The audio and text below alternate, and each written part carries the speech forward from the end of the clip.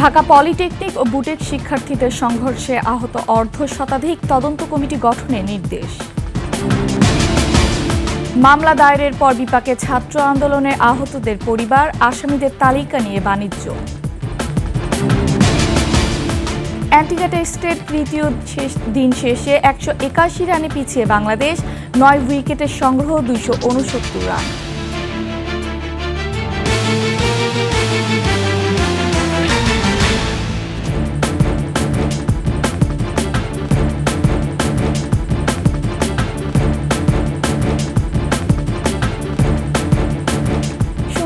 সংবাদ শিরোনাম, আমন্ত্রণ সকালের 21 সংবাদে। সাথে আছি আমি ফারহানা রূপা। দর্শক, 21 টেলিভিশনের সংবাদ একই সাথে সরাসরি দেখতে পাবেন আমাদের ফেসবুক পেজ www.facebook.com/2124 অনলাইনে। এছাড়া সাবস্ক্রাইব করতে পারেন www.youtube.com/@21etv চ্যানেলে। কথা কাটাকাটির জেরে ঢাকা পলিটেকনিক ইনস্টিটিউট ও বাংলাদেশ ইউনিভার্সিটি অব টেক্সটাইল শিক্ষার্থীদের সংঘর্ষে আহত হয়েছে অর্ধশতাধিক। গভীর রাতে শিক্ষকদের হস্তক্ষেপে হলে ফিরেছে শিক্ষার্থীরা। ঘটনার সুষ্ঠু বিচারে তদন্ত কমিটি গঠনের নির্দেশ দিয়েছে কর্তৃপক্ষ।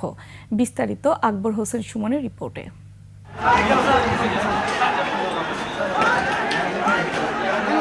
বাংলাদেশ ইউনিভার্সিটি অব টেক্সটাইল বুটেক্সের আজিজ হলের শিক্ষার্থীদের সঙ্গে পলিটেকনিক্যাল ইনস্টিটিউটের লতিফ হলের শিক্ষার্থীদের কথা কাটাকাটির সূত্র ধরে রোববার সন্ধ্যা থেকে এই ধাওয়া পাল্টা ধাওয়া।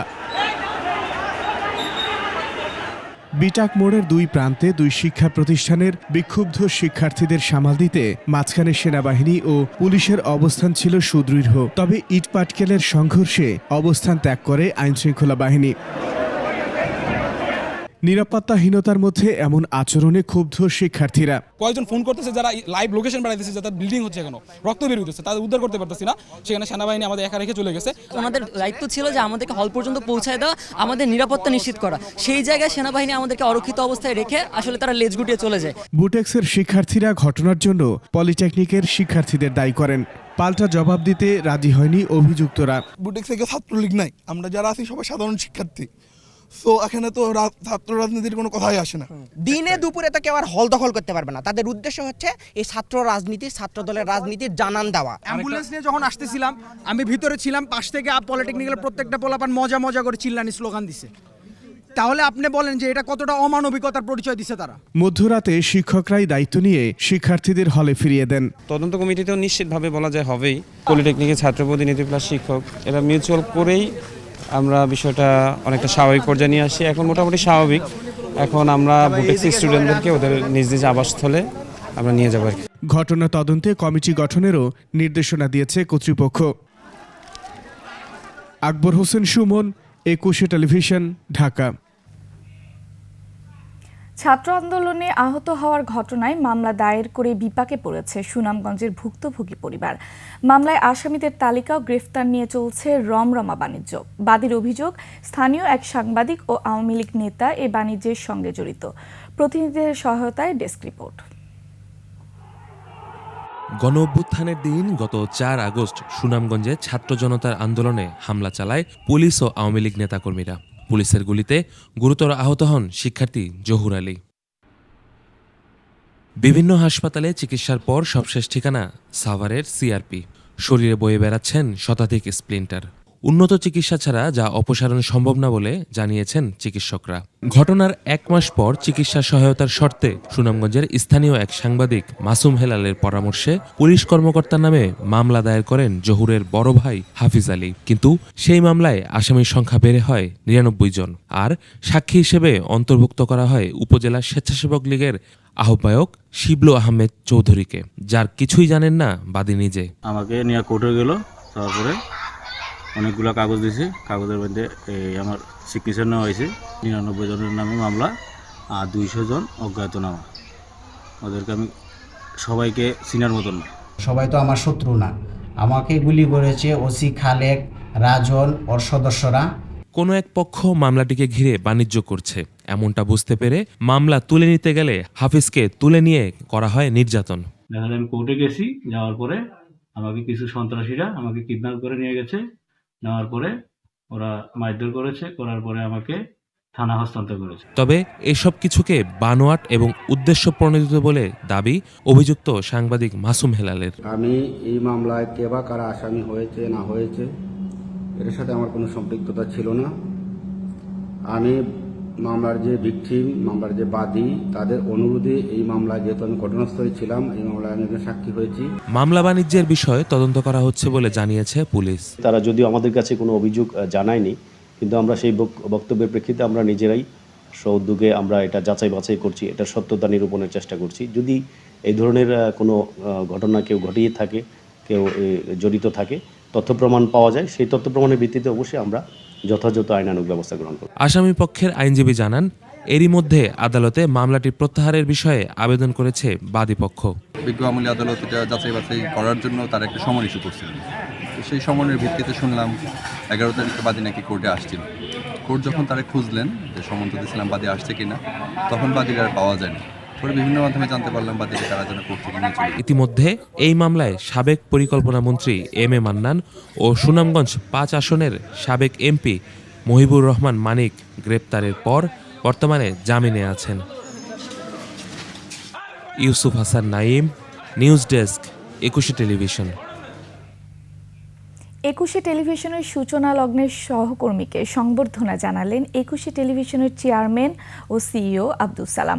21-এর জন্মলগ্ন থেকে দৃষ্টি, মিউজিক ক্যাফে, পথের পাঁচালী সহ শতাধিক জনপ্রিয় অনুষ্ঠানের নির্মাতা জুবায়ের বাবু। তার সংবর্ধনায় আরও উপস্থিত ছিলেন 21 টেলিভিশনের ভাইস চেয়ারম্যান ও সিইও তাসনুভা মাহবুব সালাম সহ 21 পরিবার। বিস্তারিত জানাচ্ছেন নাহিদ সিরাজি নিম্মি। পরিবর্তনের অঙ্গীকার নিয়ে 21-এর যাত্রা শুরু হয়েছিল 2000 সালে। টেলিভিশন অনুষ্ঠানের যে কয়েকজন পরিবর্তনের ছোঁয়া এনেছিলেন তাদের একজন জুবায়ের বাবু। প্রায় 1.5 যুগ পর পুরনো কর্মস্থলে আসায় 21 পরিবারের পক্ষ থেকে এই সংবর্ধনার আয়োজন। 21 টেলিভিশনের চেয়ারম্যান ও CEO Abdus Salam, vice chairman Tasnuva মাহবুব সালাম শুভেচ্ছা জানান পুরনো সহকর্মীকে। এরপর অতিথিকে নিয়ে প্রতিষ্ঠানের বিভিন্ন শাখা পরিদর্শন করেন 21 পরিবার।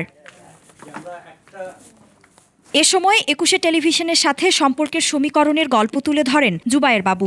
একই সাথে আগামীর জন্য শুভকামনা জানান তার ভালোবাসার প্রথম এই চ্যানেলের জন্য। মানসিকভাবে আমি সবসময় টিভির সাথে ছিলাম, সো এটা হচ্ছে যে আমার কাছে এই জায়গাটা, এই জায়গার গন্ধ, এই জায়গার বাতাস, এই জায়গার মানুষগুলো সবগুলো আপন মনে হয়। 21 টেলিভিশন আমি আসলে যেই জায়গাটায় দেখতে চাই, আমি যেই জায়গাটা ছেড়ে গেছি 21 টেলিভিশন, সেই জায়গাটাতে আমি দেখতে চাই।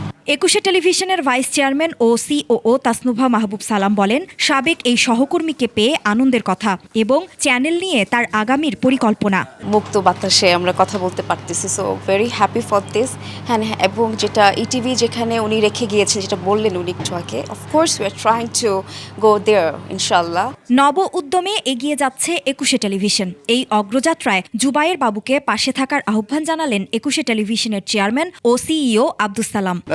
ওর ভিতরে এই টিভিটা সবসময়ই আছে, অল দ্য টাইম, এবং আমার সাথে সবসময় যোগাযোগ আছে এবং সবসময় এই টিভিকে ওন করে, লাভ করে। অনেক দিন পর এই যে নতুন স্বাধীন বাংলাদেশে আসলো, ন্যাচারালি ঘরের ছেলে ঘরে আসছে। পরিবর্তনে অঙ্গীকারবদ্ধ স্লোগানে 21 টেলিভিশনের চেয়ারম্যান ও সিইও আব্দুস সালামের হাত ধরে চ্যানেলটি এগিয়ে চলেছে সাহসিকতার সাথে। তাই তো এতদিনের এ অগ্রগতিতে ভূমিকা রাখা সহকর্মীদের প্রতি তিনি এতটাই আন্তরিক ও দায়িত্বশীল। Nahid Siraji Nimmi, 21 television, Dhaka. Bangladesh West Indies test প্রসঙ্গ। অ্যান্টিগা টেস্টের তৃতীয় দিন শেষে 9 উইকেটে 269 রান করেছে বাংলাদেশ। টাইগাররা এখনও পিছিয়ে 181 রানে।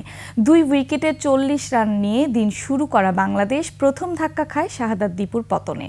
এরপর ভালো শুরু পেয়েছেন অনেক ব্যাটাররাই, তবে কেউই ইনিংস বড় করতে পারেনি। 2 অঙ্ক ছুঁতে পারা ব্যাটসম্যানদের মধ্যে অর্ধশতক করতে পেরেছেন শুধুমাত্র মমিনুল ও জাকের আলী। লিটন দাস করেন 40 রান। তাসকিন আহমেদ 11 ও শরীফুল ইসলাম 5 রানে অপরাজিত থেকে চতুর্থ দিনের খেলা শুরু করবেন।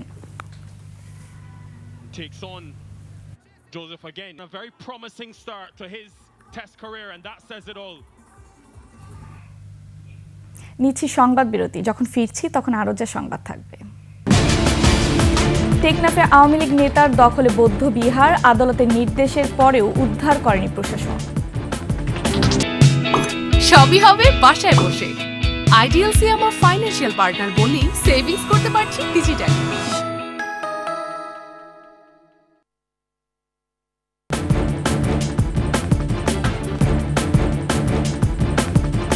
আবার আমন্ত্রণ সকালে 21 সংবাদে। কক্সবাজার টেকনাফে আওয়ামী লীগ নেতার দখলে থাকা 200 বছর পুরনো বৌদ্ধ বিহার ও জমি এখনও উদ্ধার হয়নি। আদালতের নির্দেশ থাকার পরও পুনর্দখলে নিতে পারেনি স্থানীয় প্রশাসন। দখলকারীরা প্রভাবশালী হওয়ায় এতদিন মুখ খোলার সাহস পায়নি বৌদ্ধ সম্প্রদায়ের মানুষ। কক্সবাজার প্রতিনিধি আব্দুল আজিজের তথ্য ও ছবিতে ডেস্ক রিপোর্ট। প্রায় 200 বছরের পুরনো কক্সবাজারের টেকনাফের দক্ষিণ বড় বৌদ্ধ বিহার। 2009 সালের আগেও এই বৌদ্ধ বিহারে ছিল পুণ্যার্থীদের পদচারণা। আসতেন দেশ বিদেশের বৌদ্ধ ভিক্ষুরা। আওয়ামী লীগ সরকার ক্ষমতায় আসার পর থেকে বৌদ্ধ বিহার ও এর আশপাশের প্রায় 12 একর জমি দখলে নেয় স্থানীয় আওয়ামী লীগ নেতা রাশেদ মোহাম্মদ আলী। বিহারে থাকা বৌদ্ধ মূর্তিগুলো ভেঙে ফেলে। যখন এমপি ক্ষমতা তো কলজের নাম দিয়ে এটা কলজ করিম বলে হয়ে রাখেন, কলজের নাম দিয়ে কি করছে তারা এন দখল করি হলে এই আছে মানুষ আলিয়ায় তো একটু বাঙালির তো বহু সব মানুষ আইয়ে রে লুটপাট করে। আমাদের কোনো ধরনের হস্তক্ষেপ জানা নাই, আমরা সবসময় সহযোগিতা করছি এই জিনিসটা ঠিক আর জন্য। বৌদ্ধ সম্প্রদায়ের লোকজন বলছেন আওয়ামী লীগ সরকারের আমলে জায়গাটি পুনরুদ্ধারের চেষ্টা করেও ব্যর্থ হয়েছেন। আদালতের আদেশ থাকার পরও প্রশাসন কোনো ব্যবস্থা নেয়নি। সীমা ঘরের এই বুদ্ধ মূর্তি এবং গৌতম বুদ্ধের মূর্তির যা অবস্থাটা দেখতে পেয়েছি আজকে, সেটা খুবই নাজুক। কোর্টের থেকে আদেশ, এটা জেলা প্রশাসক মহোদয় থেকে আদেশ আসার পরও উপজেলা প্রশাসন কেন কার্যকরী পদক্ষেপ নিচ্ছে না, কিন্তু আমার বোধগম্য হচ্ছে না। বৌদ্ধ বিহার ও দখলে থাকা এলাকা পরিদর্শন করেছেন মানবাধিকার কর্মী, বিশ্ববিদ্যালয় শিক্ষক ও কক্সবাজারের বিভিন্ন সামাজিক সংগঠনের প্রতিনিধিরা। তারা বলছেন দখলদাররা প্রাচীন বৌদ্ধ বিহারের চিহ্নটুকুও রাখেননি। এটা নিয়ে বহুদিন ধরে আমরা লেগে আছি, আন্দোলন সংগ্রাম করছি। আমরা যখন প্রথমবার আসছিলাম, এই মোহাম্মদ আলীর ছেলেরা আমাদের থাকা অবস্থাতেই এখানে গ্রেনেড ফাটিয়েছে। 4 বছরে আমরা যে কাগজপত্র এখন আপডেটেড পেয়েছি, সেখানে ডিসি সাহেব এখানকার টিওনোকে, উপজেলা নির্বাহী অফিসার মহোদয়কে নির্দেশনা দিলেন। 1 মাস হয়ে গেল, কোনো উদ্যোগ এখানকার টিওনো মহোদয় যে নিলেন না, এটা কিন্তু ডিসির আদেশকে এবং কোর্টের আদেশকে অমান্য করা। দখলদার নাকি এখান থেকে পালিয়ে গেছে। আমরা মনে করছি এই সরকারের সময়ে এটা দখলমুক্ত করার একটা সুযোগ হয়েছে। অভিযুক্ত আওয়ামী লীগ নেতা রাশেদ মোহাম্মদ আলী পলাতক থাকায় এ ব্যাপারে তার বক্তব্য নেওয়া সম্ভব হয়নি। জেলা প্রশাসকও বক্তব্য দিতে রাজি হয়নি। Masum আলিসা, desk report, 21 television. শেষ করছি সকালের 21 সংবাদ। যাবার আগে সংবাদ শিরোনামগুলো আরও একবার। ঢাকা পলিটেকনিক ও বুটেক শিক্ষার্থীদের সংঘর্ষে আহত 1/2 শতাধিক, তদন্ত কমিটি গঠনের নির্দেশ। মামলা দায়েরের পর বিপাকে ছাত্র আন্দোলনের আহতদের পরিবার, আসামিদের তালিকা নিয়ে বাণিজ্য। অ্যান্টিকা টেস্টের তৃতীয় দিন শেষে 181 রানে পিছিয়ে বাংলাদেশ, 9 উইকেটের সংগ্রহ 269 রান।